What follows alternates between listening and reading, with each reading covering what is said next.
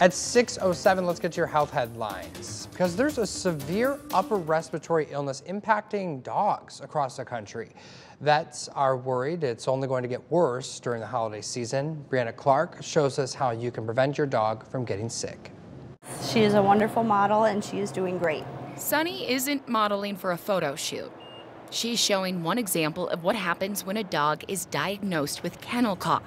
At least this is what the protocol used to be. We are using our isolation ward heavily with all of these infections. Highly contagious upper respiratory infections. We are seeing a plethora of these infections and it's concerning. Dr. Gina Kettig works in the emergency department at VCA Alameda East Veterinary Hospital. We're suspicious of possibly a novel virus or a resistant bacteria that is worsening our historical kennel cough complex. They're used to treating 1 to 2 cases a week. Now they're seeing up to 3 cases a day. And this kennel cough looks more like pneumonia.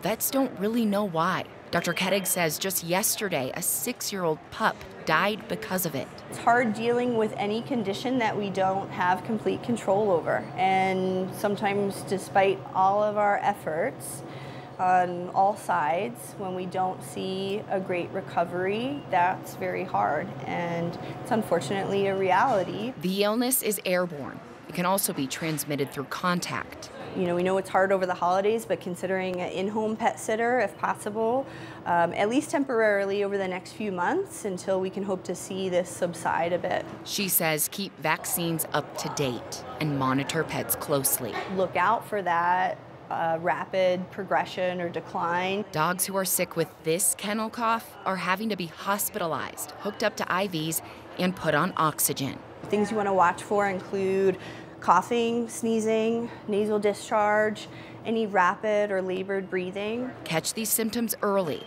Dogs can recover. That's why it's important not to delay. If your dog starts coughing, get them checked out sooner rather than later. Keeping pups like Sunny healthy. Brianna Clark, 9 News. Dr. Kettig says avoid dog parks, doggy daycare, and boarding facilities, and strongly suggesting getting pet insurance because so many people have ended up spending thousands of dollars to save their dogs.